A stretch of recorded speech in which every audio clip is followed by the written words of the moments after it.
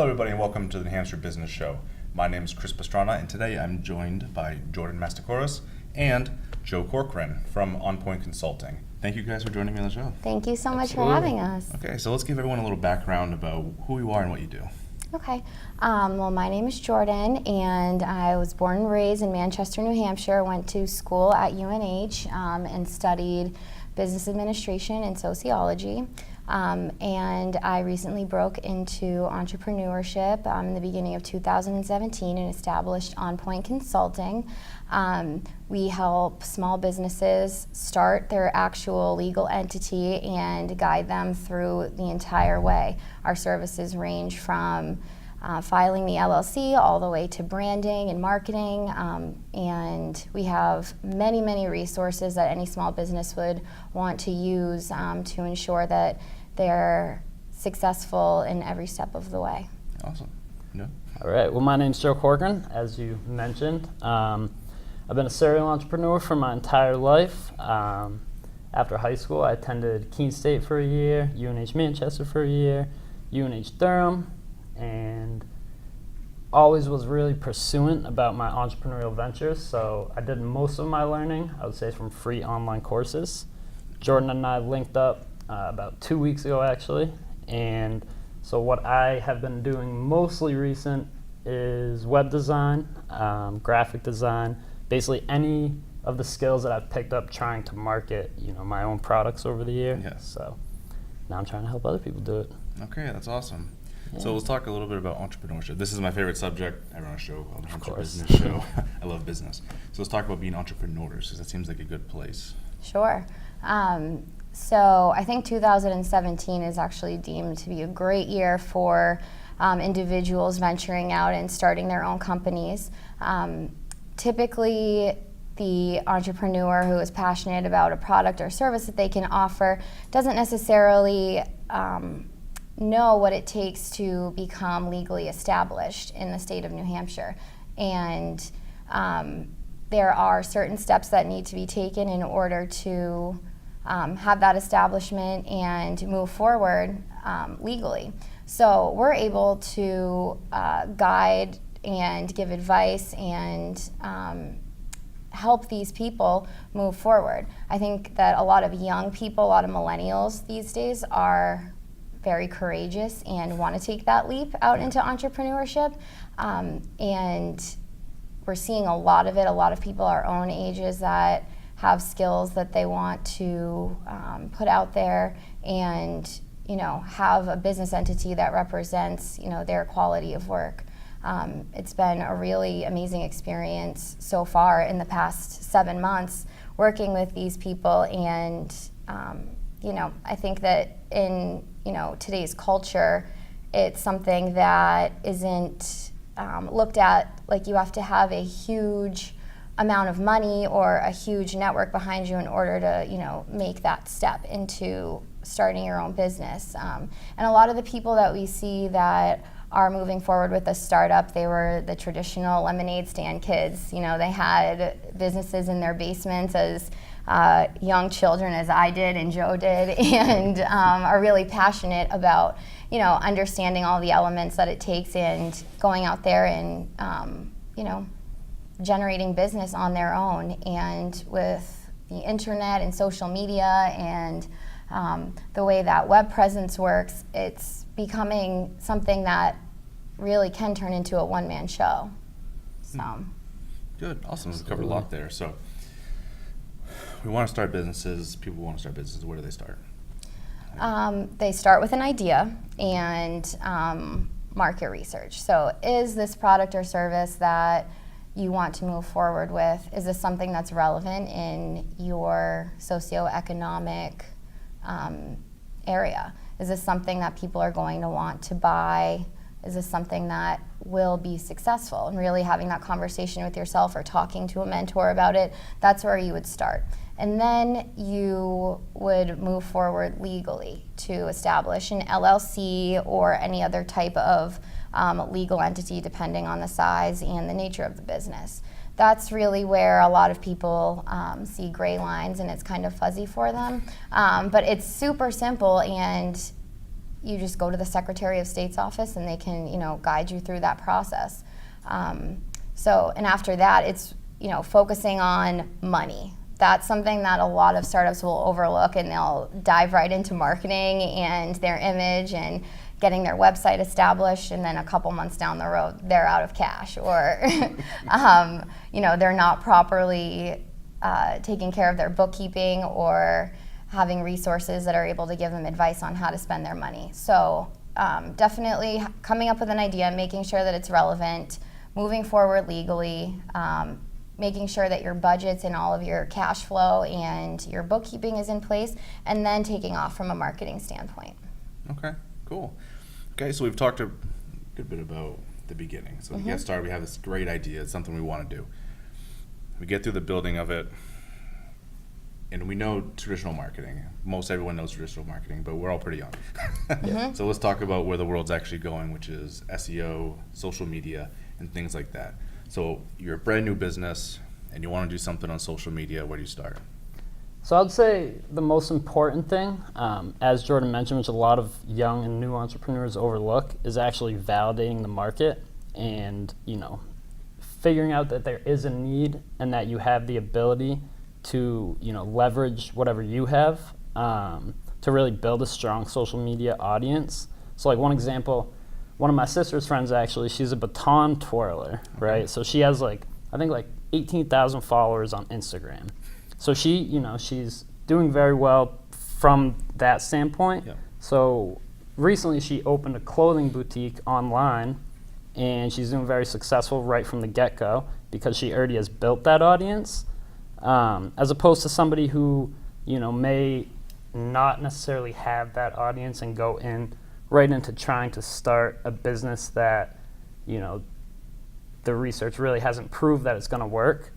I think so. I think that's a big thing, is just using, the leverage that you've already created and that momentum, and kind of building your business off of that statistical standpoint. Okay. And then obviously there's a lot, you can really do anything with the web, with social media. Yeah. So I think defining goals and using it in such a way that you're not, posting irrelevant content and just kind of spinning your tires in place, really. Which I'm guilty. I've done it a ton. That's how I know not to do it. But yeah, I think that you really have to bring the traditional, business practices into, the newer generation, technology and stuff. Okay, so it kind of works like a good mix, because I know a lot of older entrepreneurs and stuff, they kind of lose track of social media because it's all those kids and their new fads, right. But it doesn't excuse social media from traditional practices either. Absolutely. So I think that's a really good point. That's a really good tip for anyone out there watching. Yep. So let's talk about particular markets themselves. I should say social media. So are there any in particular that you recommend over other ones? You mentioned Instagram, and that's a good place for some entrepreneurs to start. But I get asked this a lot, actually. Which social media should I be on?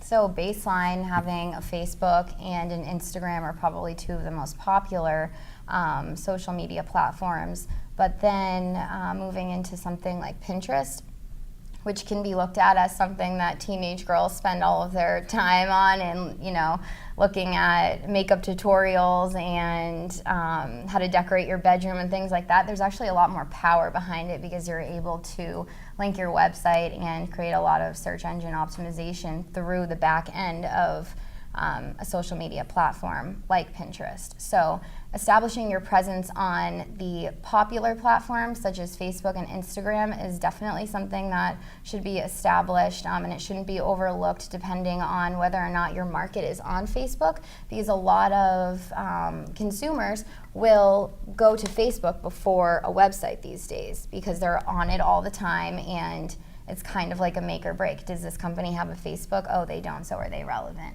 And then from the search engine optimization perspective, having the other platforms in place is definitely necessary in order to create those crisscrossing links from the website, the Facebook, Pinterest, Instagram, and really cross-promoting your business in that manner. No, That's good because I've done the same thing where I've looked to do business with someone and I'm like, oh, man, I wonder if they're even alive. And you go to Facebook and I'm like, wow, in the last decade and a half, you haven't picked up a social media account. So yeah, that can put off a lot of people because it's that extra level of, for someone like me, under 30, like, I'm not sure how old you are, but We're both under 30. okay, it's all of us. Cool. That why behind the business name is important. Why they do what they do, why they take the risk, and I put a lot of stock on that. So if they can't even open up a social media account to share that, I kind of like it backs me off a little bit. Right. I don't know if I'm weird in that sense. No, and you know, a lot of the baby boomer generation associate a negative stigma to Facebook and how it's used for, you know, millennials' self-entitlement and being obsessed with themselves, but there's a lot of power behind it. And like you were saying, you know, if a company is off the grid and they're not on Facebook, it takes away that place where you can quickly search and see what is going on currently, but then also look up the background information. What is this company about? Who are the customers that they serve? Why are they advantageous over their competition? And it's kind of like a one-stop shop for gathering information, but also seeing what's currently going on. And I think it says a lot about a company if they are updating their social media, especially Facebook, and, you know, letting their audience know what's currently going on. If I'm going on a page and seeing, you know, a business that hasn't posted since, you know, January 15th, it makes me question, you know, the quality and the benefit that they're not seeing. And it's a huge part of owning your own business these days. It's kind of like on the line of common sense. So, you know, the negative stigmas definitely need to be dropped because it's something that is analytic and statistically driven and not necessarily something that's just out for show. It's not something that is just, you know, materialized into, you know, the millennial way, which is frowned upon often. Sure. Okay, so we've gone social media a little bit. Let's talk a little more traditional marketing. What can businesses do right off the gate? Because, you know, the big problems they have with, they don't have an audience, they don't have money, and that's the big thing. So they need to get out there through social media, which is fairly inexpensive, but traditional marketing as well, because some people don't respond to social media. They don't check it. Right. So let's talk traditional marketing a little bit and what businesses can do to kind of roll from there. Yeah, so I think the most important step is identifying your exact target market. So really creating and like personifying the people that you're going to be selling to.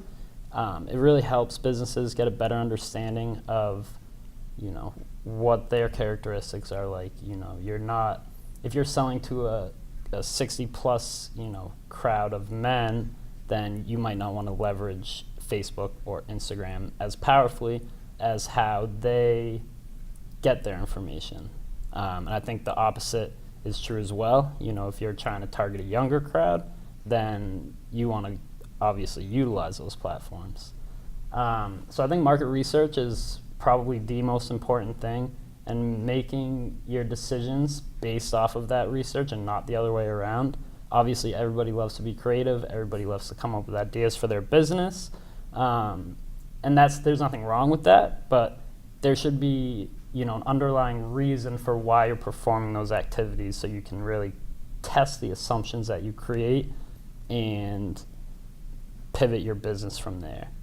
And with your brand identification and making sure that that's relative to your target market and having a name that suits the demographic that you're trying to attract is really important.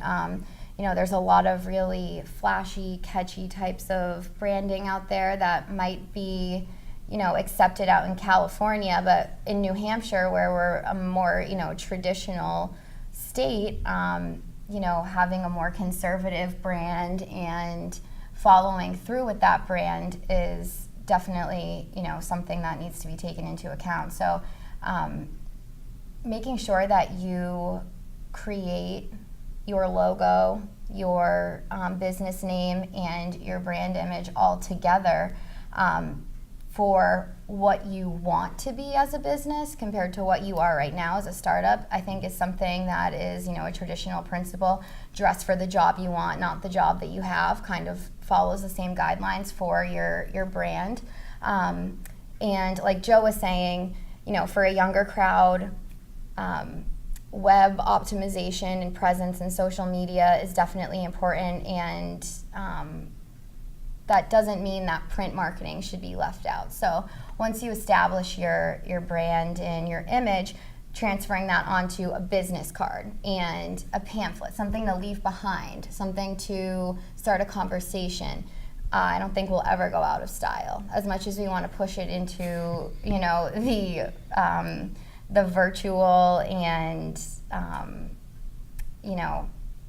web-based graphic design element, actually holding something as a human being presents value. And so I think that it's important for a company that is targeting, people of any age to have a web presence, but then also to have actual print material. Okay. Because that's something I've run across a lot. Like you were saying, it's nice to have something in your hand. Absolutely. I get a lot of people like, oh, here's your digital card, which is fine. I have them as well. But a really nice business card says a lot about the person, and I like that. That's a good point. and business is something that you're totally allowed to be judgmental about and be crucial and critical. And if you're walking into a potential client's office or establishment and you have a card that you just made yourself on Microsoft Word and transferred it onto staples.com and had it printed out, someone like me is going to look at that and say, okay, well, for me, you're a good potential client because you're doing that yourself. But, as a consumer, seeing that, totally judgmental, totally critical, I want to see that this person took the time and the money to invest into something that that looks good and is sturdy and, presents what they represent. I'm going to judge you based on what your marketing material is and how your website looks and all of those things. So don't print business cards on pieces of paper. Exactly. I've seen that. Sure. It's not even business cards photo. It's piece of paper like you get at your printer. Oh, God. That is a good way to go. Awesome. So thank you guys so much for joining me. We're definitely rolling into the last half of the show. So let's talk a little bit about education. We talked about education a little bit earlier. You did a lot of your own self-learning, which I think is huge and important. So let's talk about what entrepreneurs can do from the get-go to kind of help them along the way. So for younger entrepreneurs that were, growing up with the technology and evolving with it and learning how to use it, there are countless resources online and a lot of free resources too. I still go on and I will take a course and, watch a tutorial on how to develop something that I need for my business that has changed since I was in college and originally learned about it. Things are changing at a rapid pace. So using your online resources is definitely something that all entrepreneurs should take into account. Someone once said to me, kids your age have the ability to build a business from educating yourselves on Google. You have a question, you don't necessarily need to go around and ask a bunch of people and try to critically think about it and make up your own, ideas or principles. You can go online and find relevant and reliable information that can educate you. And, there's a ton of resources and small companies that will offer lunch and learns and, that are driven specifically for, either marketing or social media and how to, bring that to the next level. A lot of entrepreneurs, I think, have the intelligence to understand all of the pillars that it takes in order to create a successful business, and then diving deep into that range is something that will ensure success. So looking across the board at your accounting, your marketing, your human resources, your sales, how you strategize your sales, and going into all of those traditional departments and understanding them deeply is something that's important. Okay, awesome. And there's just countless resources online that can, help you get there, because honestly, learning something in a traditional classroom these days, it's out of style by the time you get into the workforce sometimes. Good. So digital learning is fantastic. Mm-hmm. Let's talk books. Do you have a recommendation for a book that someone can read to kind of help them out? Well, for me, I always reference my organizational behavior textbook from college. Okay. And so I think that going to a used college bookstore and finding books, as far as, things that don't change, like accounting and accounting principles, and how people interact and things that aren't evolving as quickly as technology, going to a used bookstore and picking up textbooks is something that is, a great resource. And there's also another book called The One, and it teaches you how to focus on one thing, spend 80% of your time looking and focusing and executing one thing rather than being all over the place, because many entrepreneurs are doing everything themselves, which we've both done for a long time.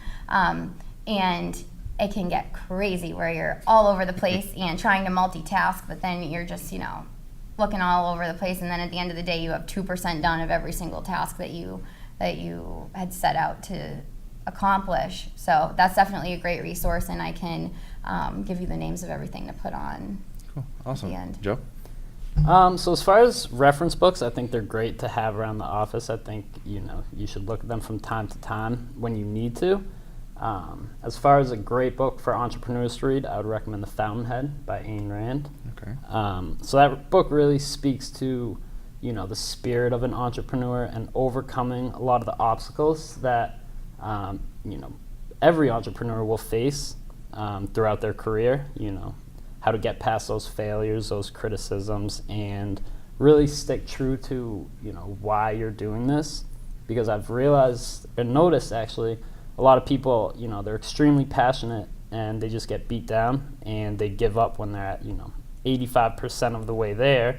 And it's just this terrible thing, So I think books that really inspire you and, let you refocus on why you chose this path. Okay. So The Fountainhead, yeah.